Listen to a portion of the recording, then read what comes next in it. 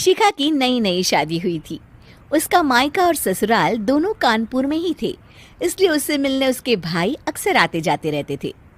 ये बात शिखा की सास मीना को बिल्कुल पसंद नहीं थी। मम्मी जी, आज राहुल भैया आ रहे हैं। कौन, तेरे चाचा का लड़का? जी मम्मी जी। अरे पर वो तो दिल्ली में रहता है ना। हाँ मम्मी जी, उन्हें कल सुबह दिल्ली के लिए निकलना है, तो वो आज मुझसे मिलते हुए कल सुबह यहीं से निकल जाएंगे। हमने तो धर्मशाला खोल रखी है ना। कुछ कहा क्या मम्मी जी? मैंने कहा हाँ हाँ, आने दे तेरे भैया को, जमकर खातिरदारी करेंगे। अब तो कुछ करना ही पड़ेगा, इससे पहले कि मेरा घर धर्मशाला बन जाए। ये कैसी बातें कर रही हो मीना? सच ही तो कह रही हूँ।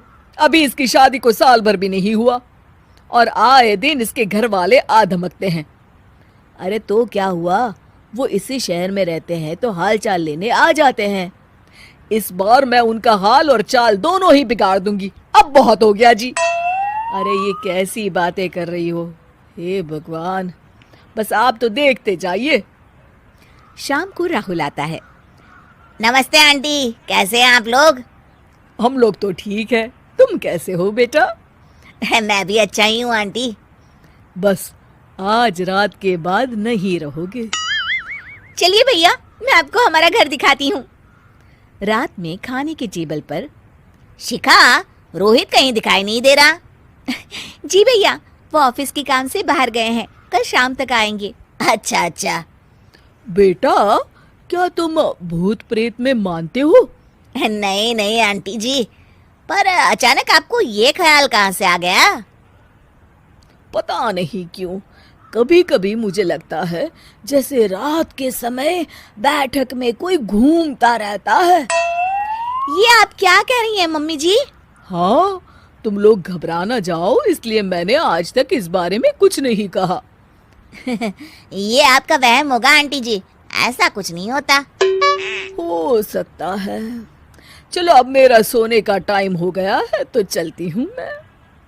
शिखा बेटा, राहुल के सोने की व्यवस्था वहीं दीवान पर कर देना। जी पापा जी। अब चलिए भी। अच्छा, तो बैठक में सोने वाले हैं साहबजादे। क्या बड़बड़ा रही हो? कुछ नहीं, आप सो जाइए। मीना और महेश के सोने के बाद शिखा और राहुल आपस में बात कर रहे होते हैं, तभी डोरबेल बजती है। अरे आप! सरप्राइज! काम जल्दी खत्म हो गया तो मैं आज ही चला आया। ये तो बहुत अच्छा किया। देखिए राहुल भैया भी आए हुए हैं, आप दोनों का मिलना भी हो जाएगा। कैसे हो रोहित? मैं तो ठीक हूँ भैया। शिखा, मैं भी आज यहीं सो जाता हूँ, राहुल भैया से बातचीत भी हो जाएगी। अच्छा अच्छा, ठीक है।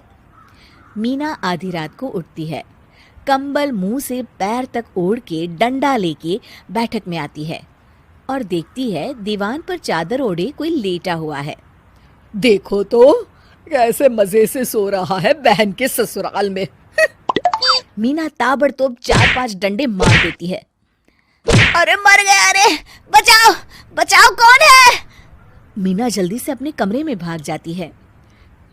हे भगवान, ये मैंने क्या किया? ये रोहित कहाँ से आ गया?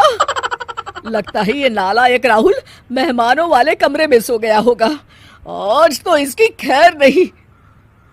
उधर बैठक में, अरे क्या हुआ रोहित? मैं बाथरूम में था, तुम्हारे चिल्लाने की आवाज सुनी। पता है भैया, मैं सो रहा था, अचानक से कोई आकर मुझे डंडे मारने लगा। ये क्या कह रहे हो? लगता है तुम भी आंटी की तरह भूत प्रेत में मानते हो। नहीं नहीं भैया, सच में कोई आया था। मैं तो जा रहा हूँ मेहमानों वाले कमरे में सोने के लिए। इस समय अपने रूम में जाऊंगा तो शिखा की नींद खराब हो जाएगी। ठीक है भाई, जाओ तुम, जहाँ तुम्हारा भूत डंडा लेके ना आ सके। थोड़ी देर बाद मीना कंबल ओढ़ के डंडा लेकर मेहमानों वाले कमरे में पहुंच जाती है। वो बिस्तर पर सोए रोहित को फिर डंडों से मारने लगती है। अरे मर गया, अरे मर गया। तू भूत प्रेत में नहीं मानता ना? ये ले, अब डंडे खा। हैं? ये तो माँ की आवाज है। रोहित कंबल खींच देता है। बेटा तू! अरे ये क्या कर रही हो माँ? मार मार के मेरा भरता बना दिया आपने। माफ कर दे मेरे लाल, मैंने तो तुझे ही मार मार के लाल कर दिया। मैं तो उस राहुल के बच्चे को सबक सिखाना चाहती थी। राहुल भैया को? हाँ बेटा, मुझे लगा अगर उसे डंडे मारूंगी तो शिखा के मायके वाले यहाँ आना छोड़ देंगे। हे भगवान, माँ, ये घर शिखा का भी है, उसके घर वाले जब चाहे आ सकते हैं। हाँ बेटा, आज मुझे भगवान का इशारा समझ में आ गया। मैं कितना गलत करने चली थी और अपने ही बेटे को चोट पहुंचा दी। अब चुपचाप जाके सो जाओ माँ, और किसी को कुछ बताने की जरूरत भी नहीं है।